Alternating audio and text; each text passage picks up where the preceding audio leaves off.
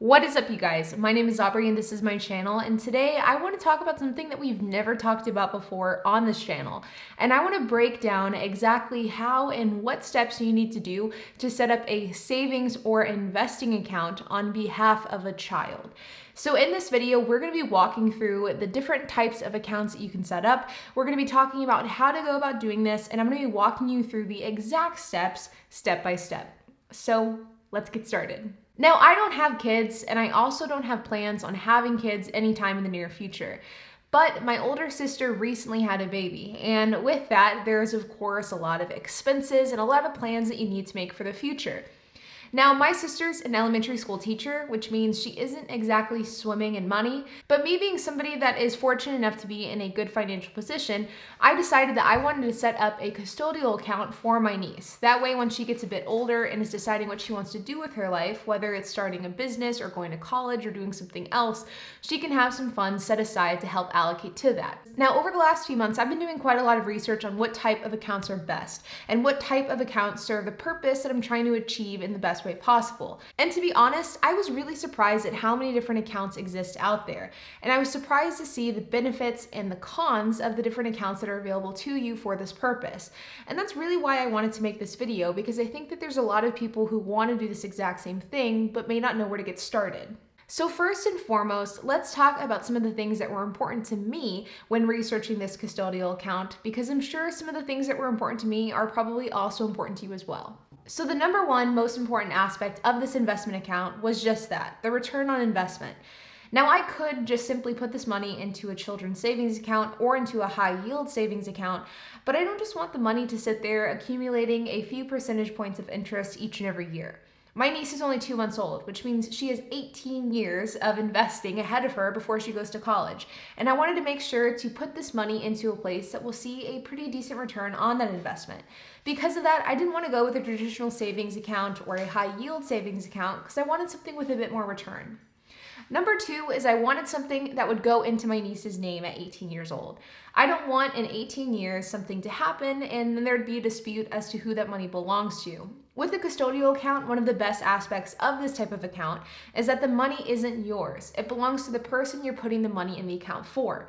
So if I sit here today in April of 2021 and I make a custodial account for my niece, no matter what I decide in the future, no matter what happens to me, this money will still go to my niece. That means that if there is any sort of issues with me, whether it be a financial issue I face in the future with my company or with my own earnings, if there's a dispute with a family member, if something happens to me like I die or something, this money will still go to my niece because it is hers. It is not mine. It is not anybody else's.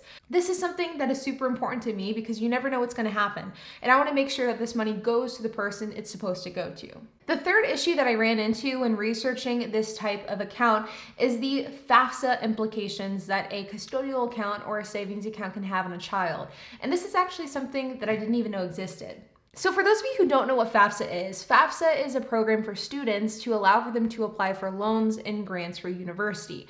Now, the thing about FAFSA is depending on how much money you make, FAFSA can be a huge deal breaker, not only through their loans, but also through grants, which are essentially considered free money. But one thing I didn't know about FAFSA is the implications that a custodial investment account can have on how much you qualify for. Now, whenever it comes to calculating FAFSA and how much a student is eligible for FAFSA, there are a handful of things that are taken into account.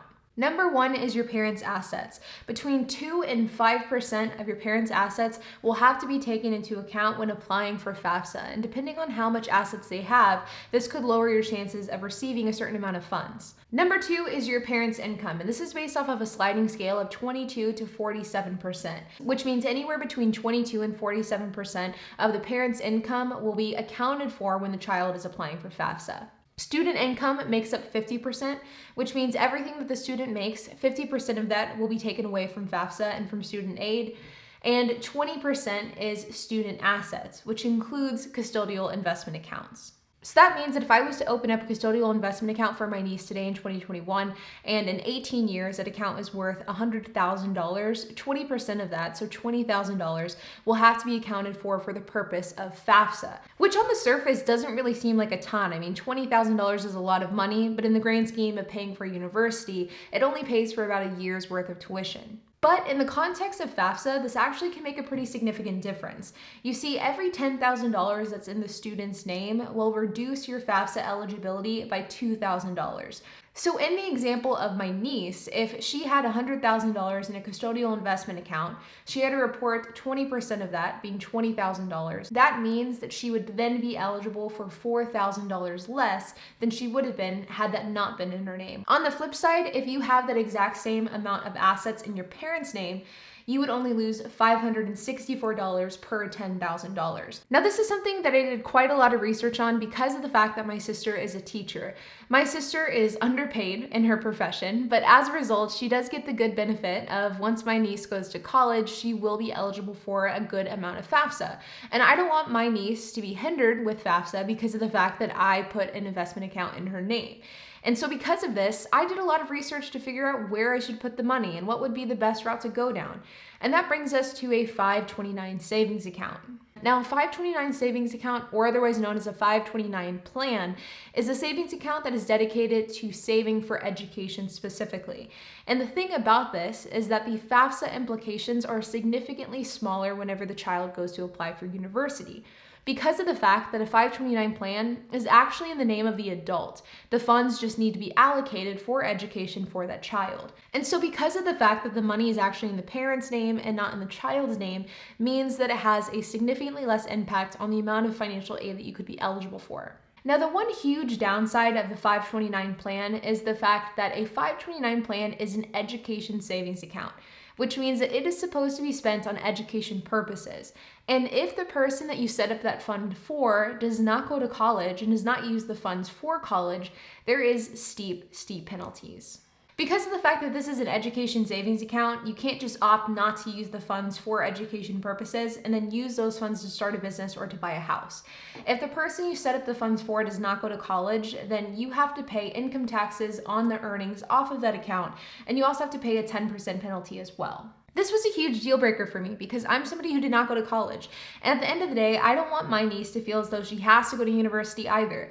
The fact is, college is not for everybody. And if she decides to go to university, then great. She can use whatever funds are raised at that point to pay for that.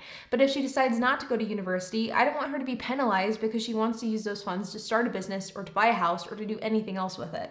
So because of this dilemma that I spent way too much time researching, I've decided that the route that I'm going to go down is to set up a custodial investment account through Charles Schwab.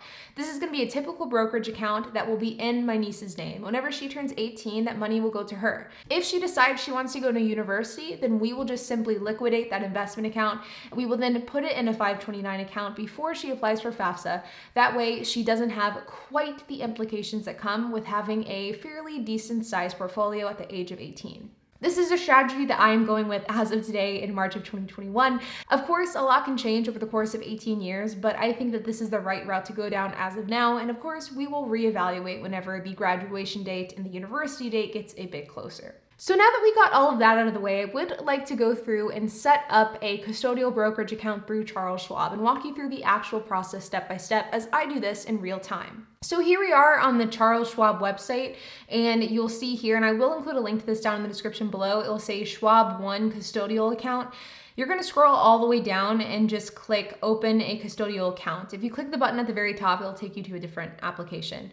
So you're going to click that orange button. From there, it's going to say open a custodial account, and it's going to be asking you what you need. You do need the minor's social security information and address and stuff like that. So you want to make sure that you have that. Then it's going to ask you, do you have a Charles Schwab account and login and password? If not, you're going to have to create one. If you do, you'll simply log in. Once you go through and you open your account, it's going to be asking you for custodian information. So in this case, it's me, but it would be the person that is actually setting up the account. While you're going through it, it's going to be asking you if you want a trusted person to be able to have access to the account as well or have contact with the account.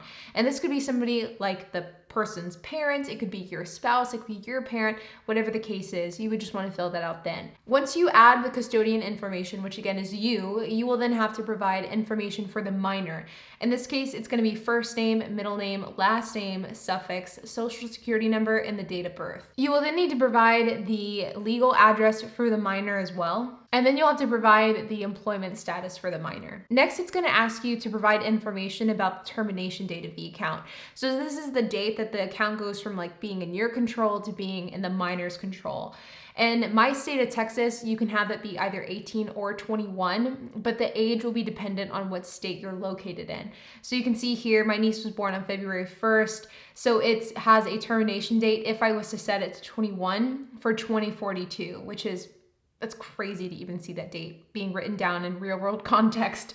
Then it's gonna ask you, is the minor a shareholder? Is the minor affiliated with anything? No and no. It's then gonna ask you, what are the source of funds? So are they salary or wages? Are they family, relatives, inheritance? Are they gifts? Are they others? So I'm just gonna say family, relatives, inheritance, then gifts. Then it's gonna ask you for the purpose of the account, so you'll just wanna click the ones that apply to you.